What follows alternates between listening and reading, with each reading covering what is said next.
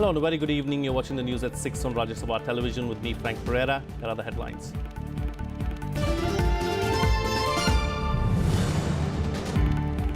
BJP forms three-member committee to decide presidential candidate panel to forge consensus with other parties ahead of the election on July 17th.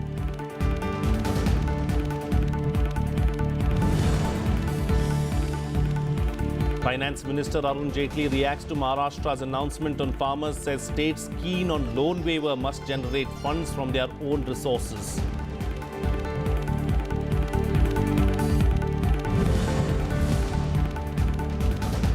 Vice President Mohammad Hamid Ansari underscores need for a responsible press to hold power to account, cautions that onslaught on the freedom of press will jeopardize the rights of citizens.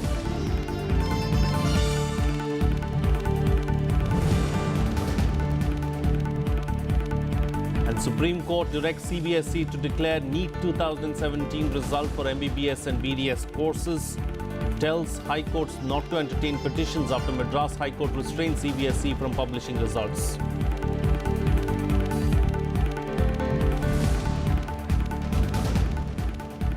Well, the BJP on Monday formed a three-member team to build a greater consensus on the government's candidate for the presidential election. The election is scheduled to be held on July 17, 2017. The members of the committee are Union Ministers Rajnath Singh, Arun Jaitley and Venkaiah Naidu. BJP President Amit Shah on Monday formed a three-member committee to pick the NDA's candidate for the presidential election. The committee includes Home Minister Rajnath Singh, Finance Minister Arun Jaitley and Urban Development Minister Venkaiah Naidu. The senior leaders will talk to NDA members and pick a name to represent the alliance in the election. The opposition parties, including the Congress, TMC, RJD and the Left Front have all constituted a similar committee to hold talks on candidate. As far as parties in opposition, we had our own meeting earlier and we have made our position clear. Whoever may be the candidate, candidate must be one who has strong commitment to the constitution and who is known for secular democratic credentials. We will see what the ruling party is going to do. Till date, neither the BJP-led NDA nor the Congress-headed opposition have announced their presidential candidates. President Pranab Mukherjee's term ends on July 24, 2017. The presidential election will be held on July 17th and the counting of votes will take place on July 20th. Political parties have until 28th June to file nominations. July 1st is the last date for the withdrawal of nominations. Currently, there are 13 vacancies in the Electoral College that will elect the president. Pranav Goswami's report for Rajya Sabha TV. Vice President Mohammad Hamid Ansari today said that the country needs a responsible press to hold power to account.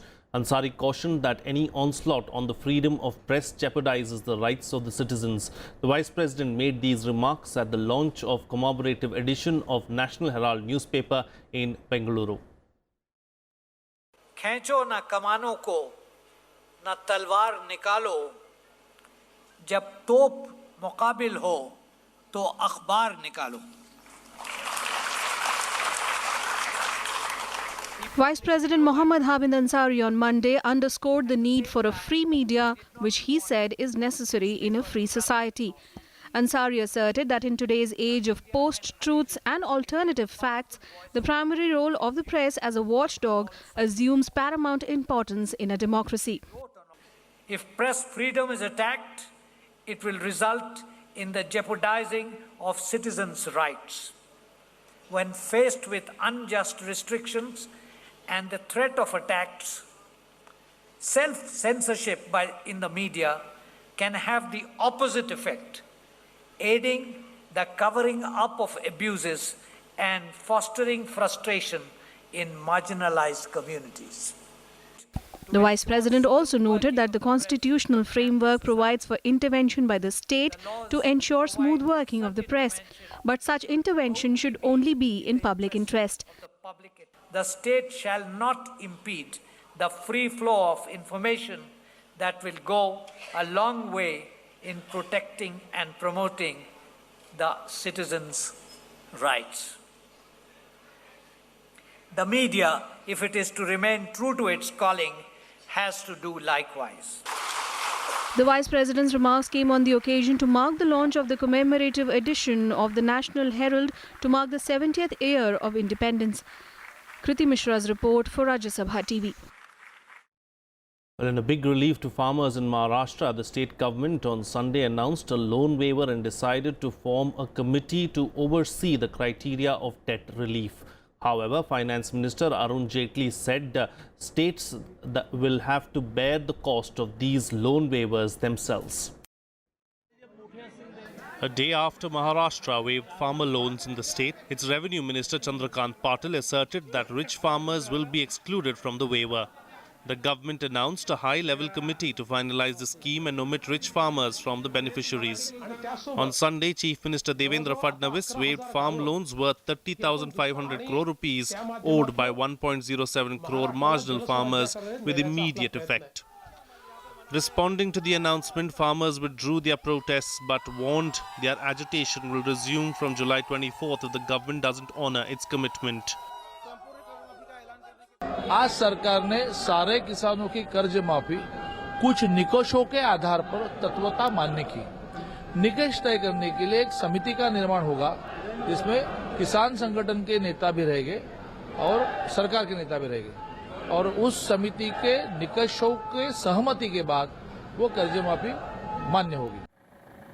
The development sparked similar farmer movements in other states. In Punjab, Shiromani Akali Dal activists joined farmers in demanding farm loan waiver and minimum support price. Amid the nationwide protests, Finance Minister Arun Jaitley said states granting such loan waivers should arrange funds from their own resources. States which want to go in for these kind of schemes will have to generate them from their own resources. Beyond that, as the central government, I have nothing more to say. Jaitley's comment comes at a time when Madhya Pradesh, Uttar Pradesh and Tamil Nadu are also facing farmers' protests. In April, the Uttar Pradesh government announced farmer loan waiver of 36,000 crore rupees, a decision that triggered similar demands from Maharashtra, Madhya Pradesh and Punjab.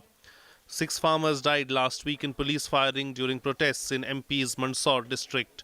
Bureau Report, Rajya Sabha Television. Well, the Supreme Court on Monday directed the Central Board of Secondary Education to declare the NEET 2017 result for the MBBS and BDS courses. The date for the declaration of the result will be fixed by the CBSE. The Apex Court also directed all high courts not to entertain petitions on NEET 2017. The order came on the petition by the CBSE challenging the May 24th order of the Madras High Court that restrained the board from publishing the results. The CBSE had on June 9th moved the Supreme Court seeking an immediate stay on the Madras High Court order. The NEET exam results that were conducted on May 7th were put on hold by the Madras Court over a number of petitions claiming that the exam wasn't uniform.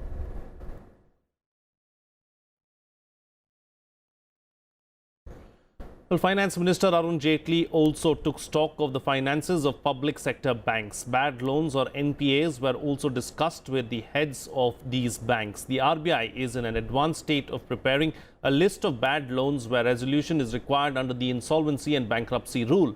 Also, the government is actively working on consolidation of state-owned banks. The Finance Minister also said that there are challenges to credit growth and that speedy resolution for all pending NPA cases is the need of the hour.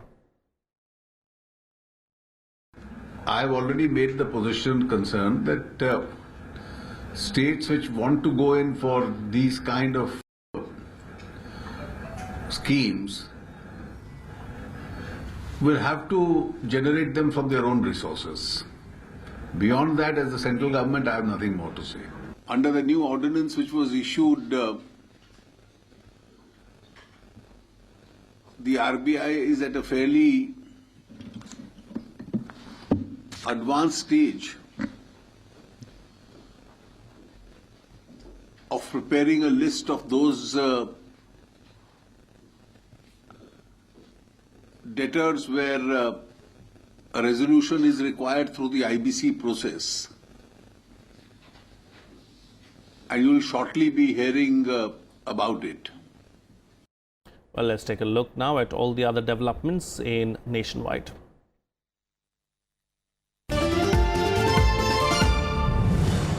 Well, the Karnataka Bandh, called by pro-Kannada organizations on Monday, evoked a poor response. The Bandh was called in support of the farmers' agitation demanding the Prime Minister's intervention to resolve the drinking water problem in remote districts of North Karnataka.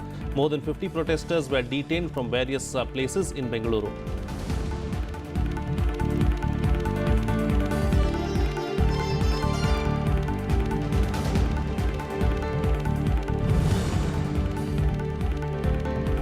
Calcutta High Court Judge Justice C.S. Karnan became the first judge of a High Court to retire while being absconding. Justice Karnan is facing arrest warrant for contempt of court. Karnan was declared absconding ever since May 9th when the Supreme Court passed a 6-month arrest order against him.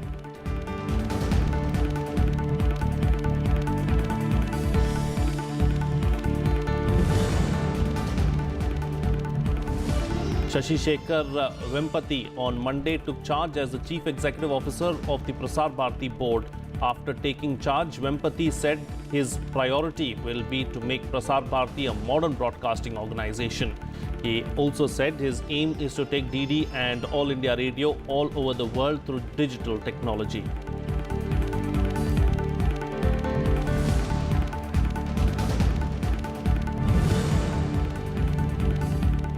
In a joint operation, the Army and Jammu and Kashmir Police on Monday busted militant group Hizbul Mujahideen's module in Kashmir's Handwara area. The force also arrested 2 militants from the site. The security forces also held 2 militants in the Avantipora area.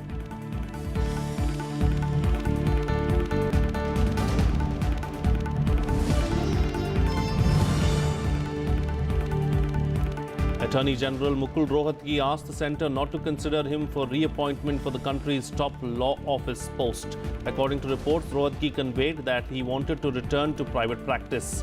The decision comes days after the government extended his term. According to sources, senior lawyer Harish Salve and Solicitor General Ranjit Kumar are in the race as possible candidates.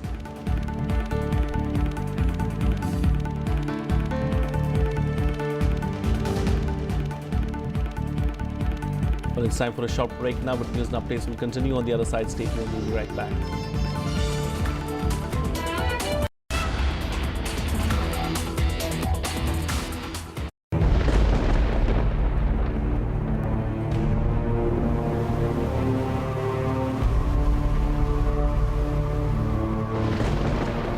This is Kibutu in Arunachal Pradesh, East Point East on the map of India. Kibutu is dangerously close to the Chinese pressure point. We see first-hand and unseen areas of sand dunes and see how BSF is guarding this difficult territory along the Indo-Pak borderline.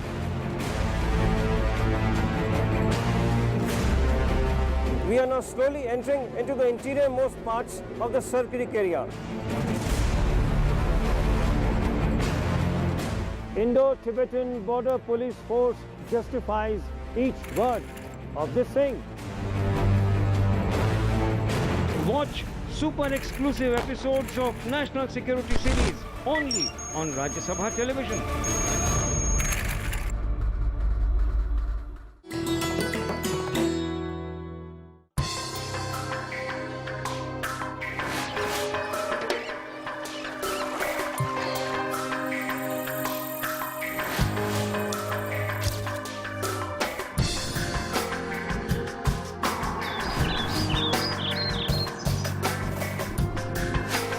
The world's largest delta covered by mangrove forests and vast saline mud flats. Sundarbans, a land of 54 islands, crisscrossed by innumerable tributaries of river Ganga. It is spread in an area of 9,630 square kilometers in India, where 70% is under saline water. With a unique bioreserve, World Heritage Site, a designated tiger reserve, and a plethora of aquatic and terrestrial flora and fauna, Sundarban draws universal attention.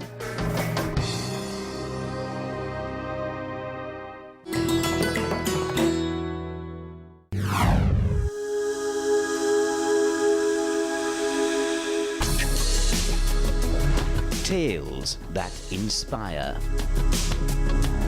stories of social change. A salute to diversity, promoting public discourse. Events that motivate, inspiring the innovative spirit. Watch Rajya Sabha television documentaries.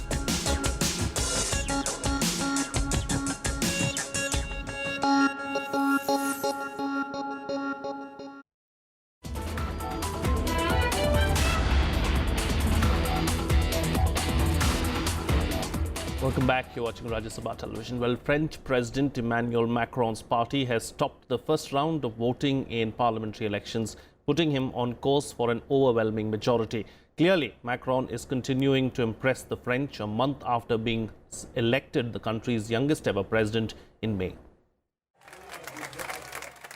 Emmanuel Macron's party on course for a landslide victory following the first round of France's parliamentary elections.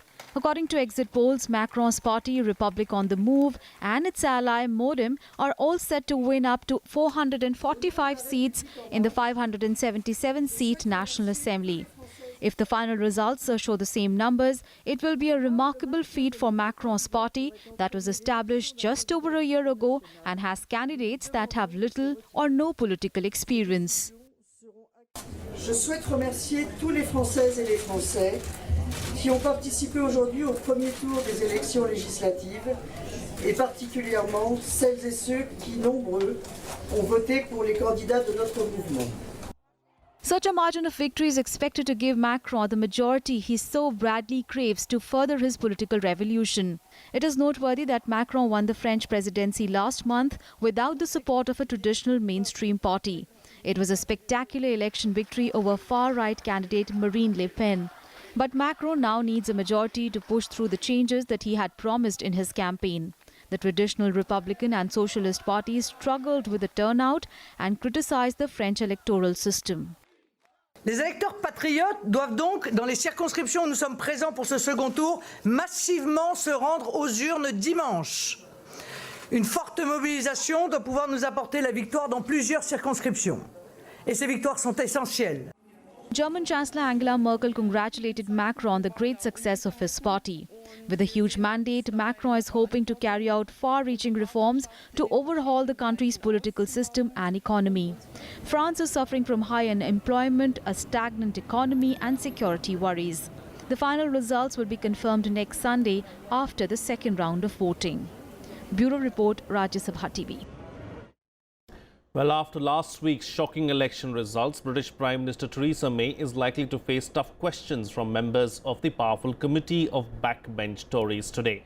Also known as the 22, the Committee of All Backbench Conservative MPs can challenge May's leadership if 15% of Tory MPs write to the chairman of the 1922 committee against her.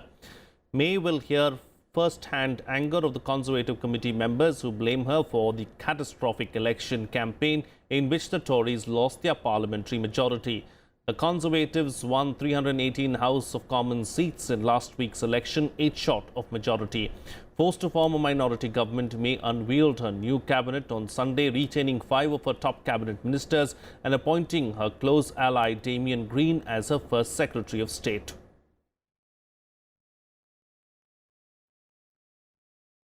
Well, here's a roundup of the other news from across the world in Global Buzz. Philippines marked its Independence Day with a flag-raising ceremony in Manila amid ongoing battles with Islamic State militants. At least 58 troops along with more than 100 rebels and 20 civilians have been killed in intense street battles and airstrikes in Marawi. The ceremony is aimed at raising morale of the people who have been displaced in the battle zone.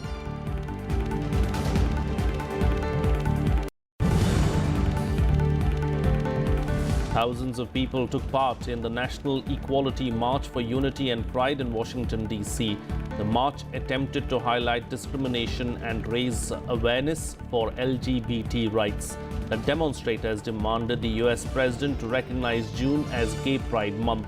It also disagreed with the Trump administration's decision to revoke landmark guidance to public schools, letting the transgender students use bathrooms of their choice.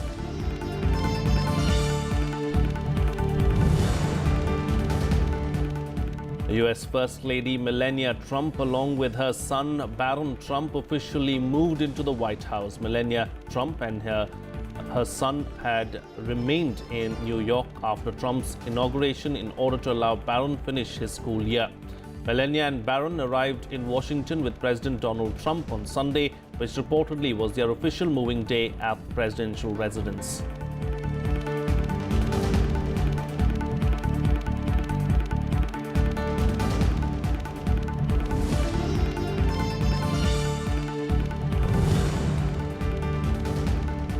Well, France said it will reinforce cooperation in the first fight against terrorism and climate change with Senegal after Senegalese President Macky Sall met his French counterpart Emmanuel Macron in Paris. Macron appreciated Senegal's efforts to push back Islamic fundamentalists, as did Sall, who praised France's role in West Africa in fighting the wave of radicalism sweeping the region.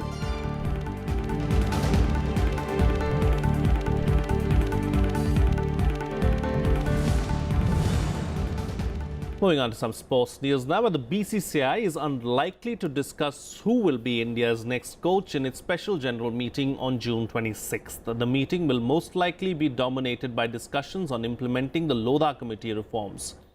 This essentially means Anil Kumble will remain coach for the team's West Indies tour.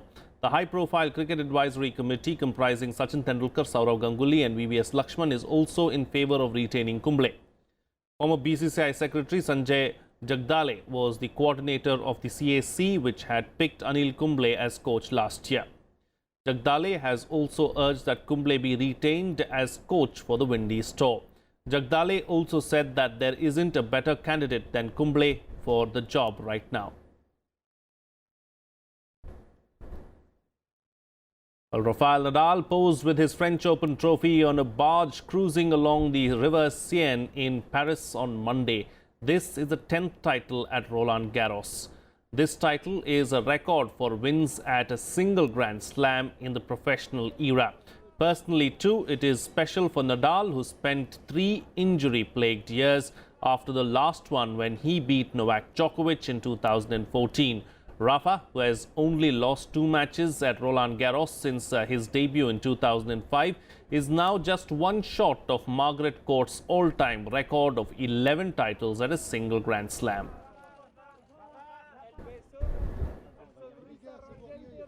Nadal beats Swiss Stan Wawrinka in straight sets 6-2, 6-3, 6-1.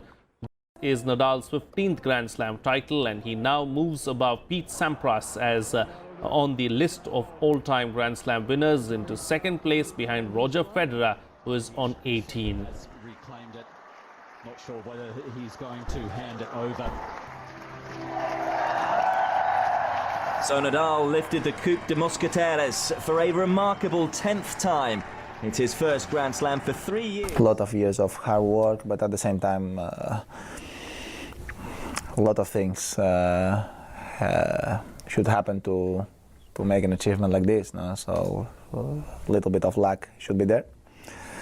But happened, and I just can say thanks to life for giving me that opportunity. For me, something unique and amazing. Probably is the most important achievement that I have in my career.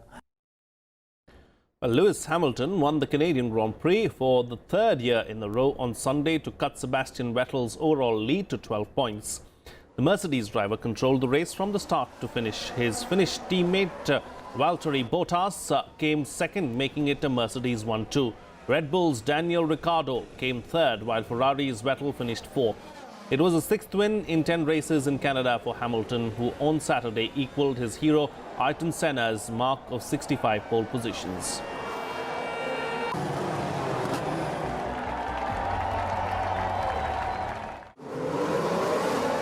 Well, that's it on this newscast. Have a good evening.